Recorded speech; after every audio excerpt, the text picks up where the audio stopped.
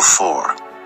King Nebuchadnezzar, to the nations and peoples of every language who live in all the earth, may you prosper greatly. It is my pleasure to tell you about the miraculous signs and wonders that the Most High God has performed for me. Now, I find it interesting that Nebuchadnezzar, I believe here he is referencing the God of the Jews. And he is announcing to all people of all languages and all the earth who are under his dominion that he has faith in a Most High God.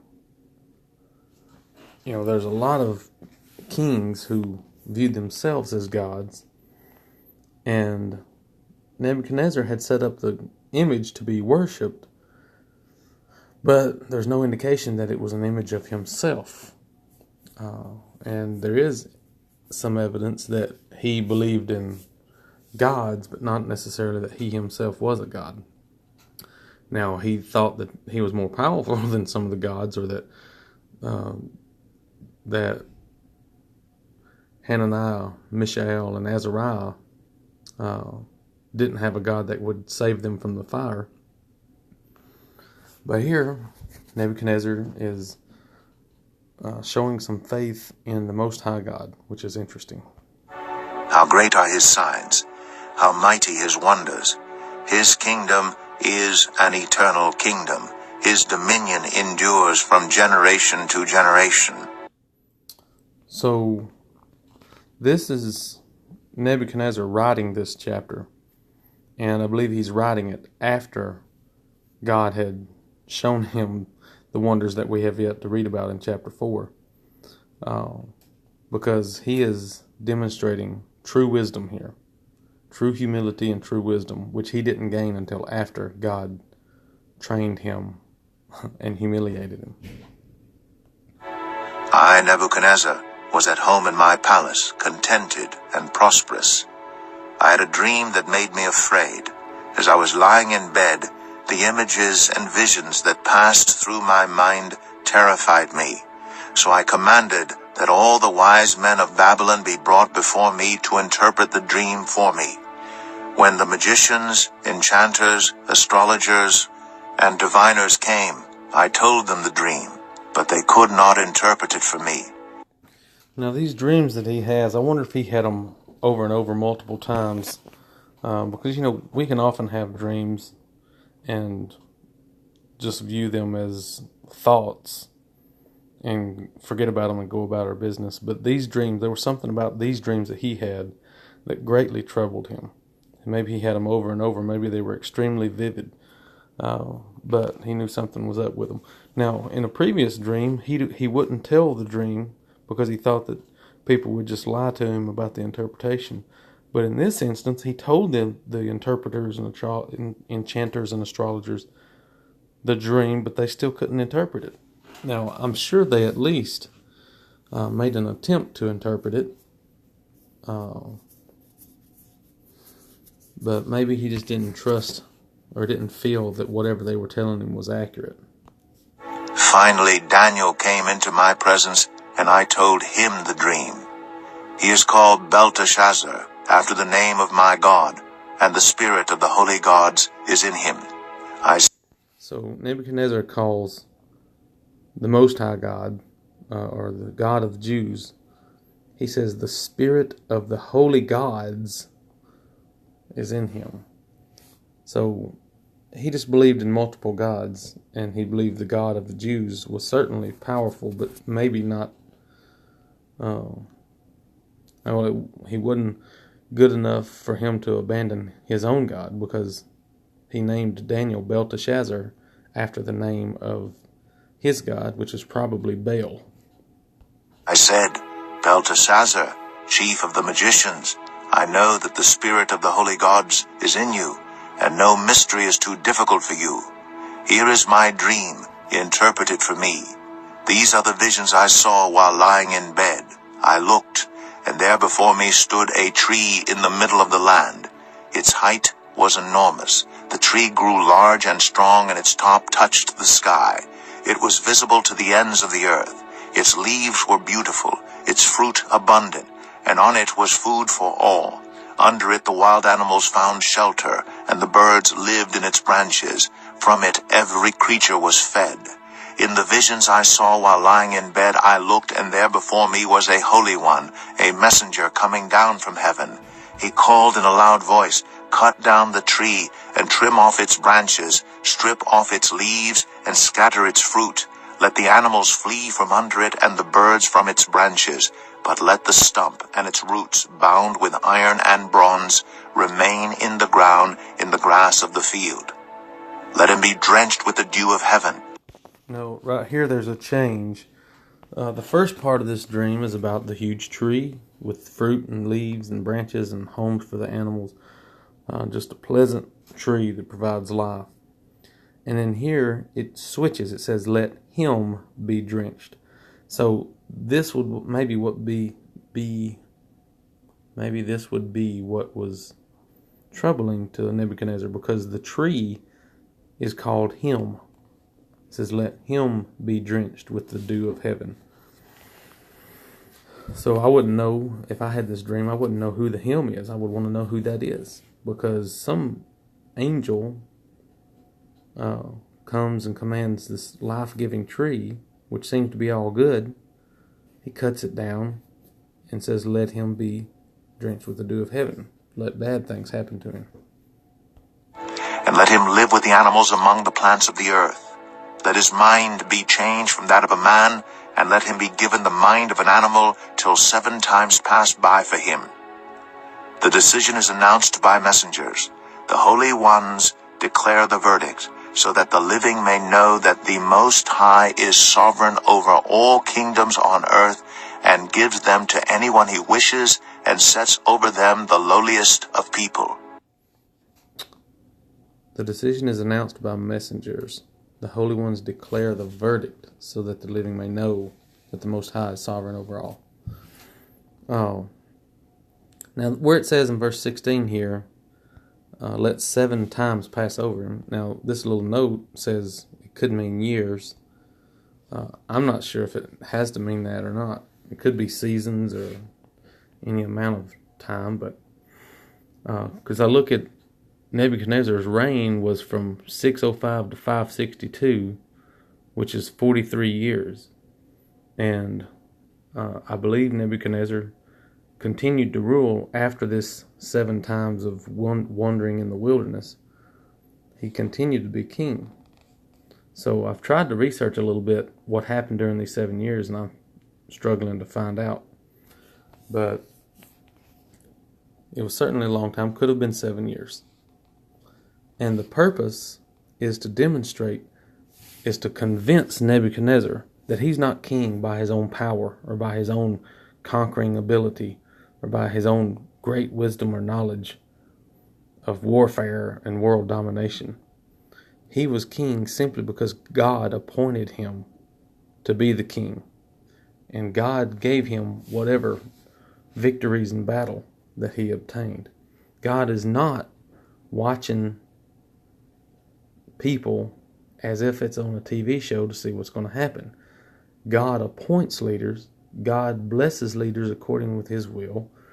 And he does whatever he chooses with whomever he chooses. Whether you're a Jew or a Gentile, makes no difference to God. God is sovereign over all people, all nations, and all the earth in every way. He always has been and he always will be.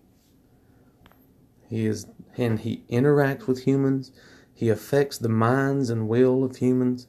And here, he even takes away the sanity of Nebuchadnezzar.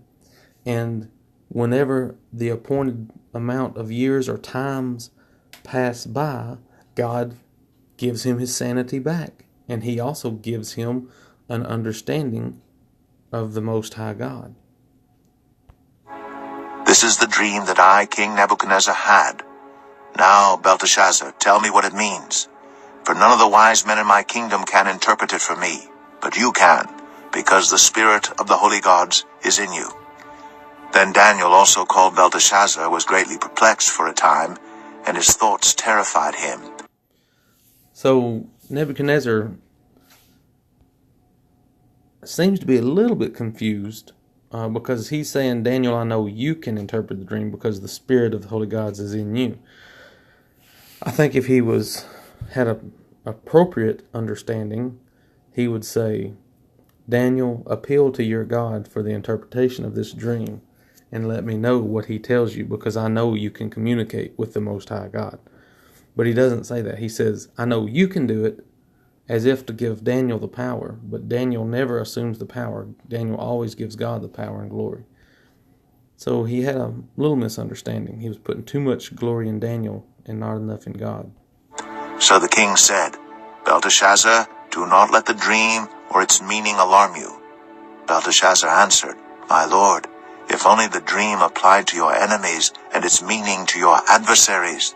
The tree you saw, which grew large and strong, with its top touching the sky, visible to the whole earth, with beautiful leaves and abundant fruit, providing food for all, giving shelter to the wild animals, and having nesting places in its branches for the birds.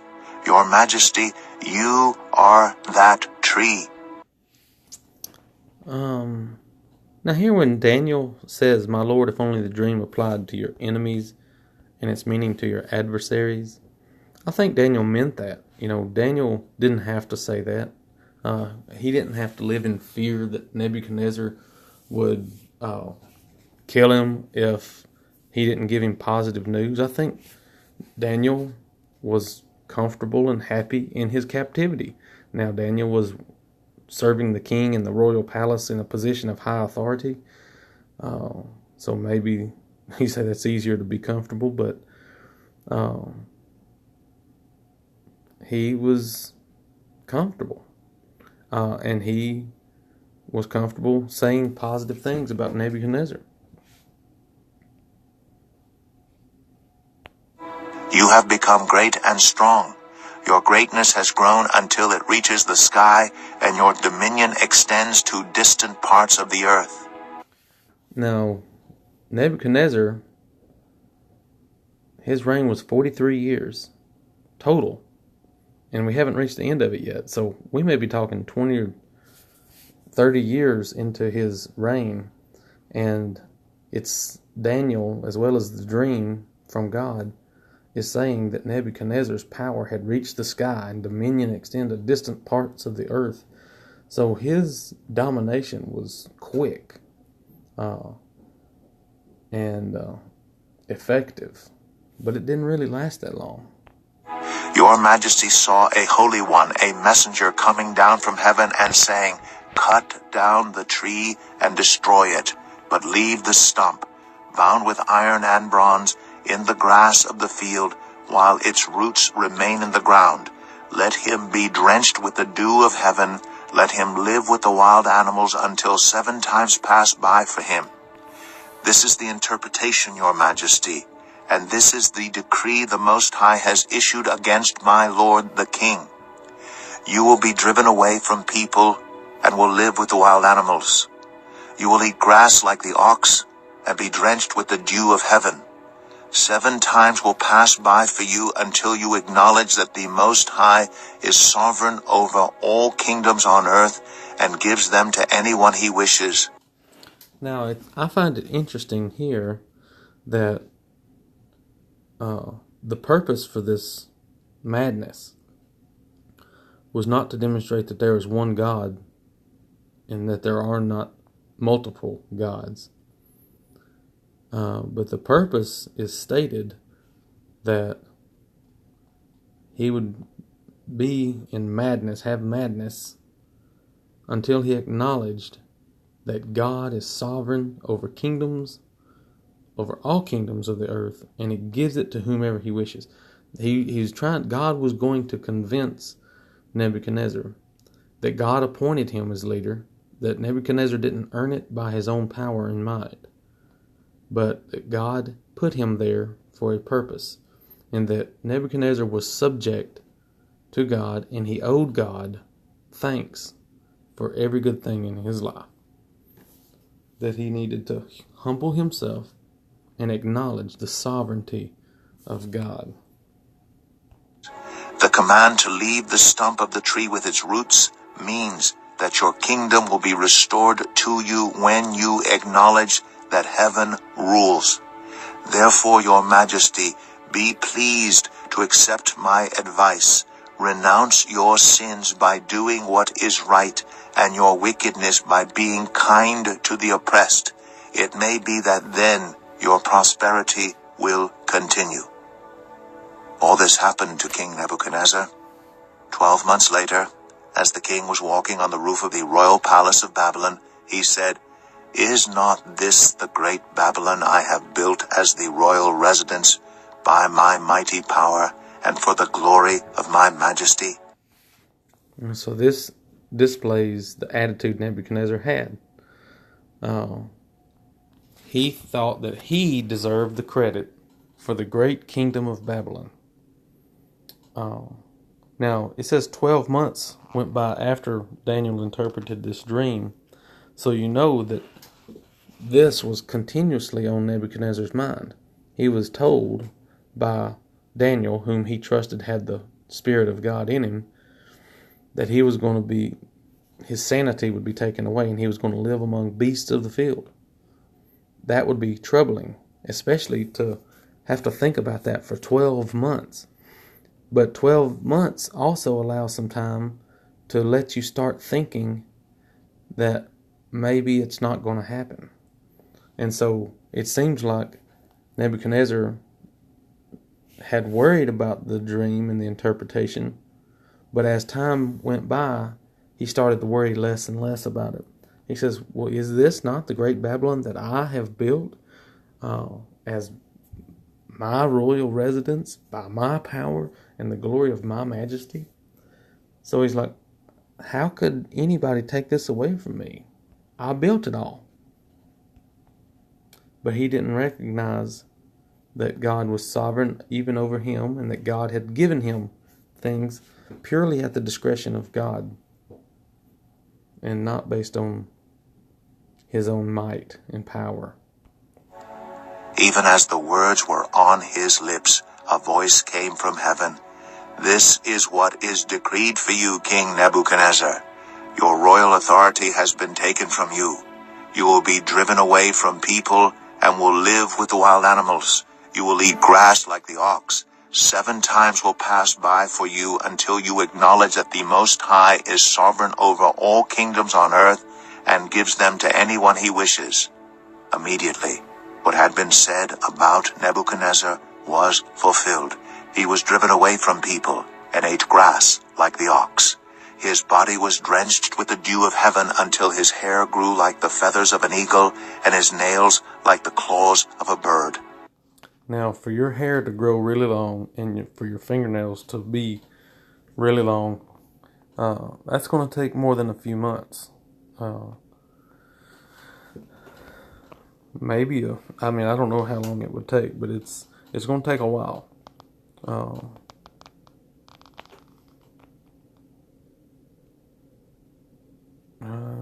Let's keep going. At the end of that time, I, Nebuchadnezzar, raised my eyes toward heaven, and my sanity was restored. Then I praised the Most High. I honored and glorified him who lives forever. His dominion is an eternal dominion. His kingdom endures from generation to generation. All the peoples of the earth are regarded as nothing. He does as he pleases with the powers of heaven and the peoples of the earth. No one can hold back his hand or say to him, "What have you done?" Now, it would be wise of us today to truly believe what Nebuchadnezzar came to believe, that God is sovereign over all, that he does whatever he wants with all people of the earth at any time. He says all people are regarded as nothing. Now, I think he's not saying that God hates people or has no concern for people, but what he's saying is God is sovereign over all people, that God can do anything he wants with anybody at any time. He can affect their mind, he can affect their sanity, he can give them blessings or he can take blessings away. He can do whatever he wants, and he is perfectly within his rights to do so. Some people would say, well, it's not appropriate for God to take things away from you. I had someone I went to church with once who didn't like the song that said, God gives and takes away. They said, oh, well, God don't take away, God only gives. That's a concept of God, that he only does things that you like for him to do. And if anything bad ever happens to you, then it has to be Satan that does that and not God.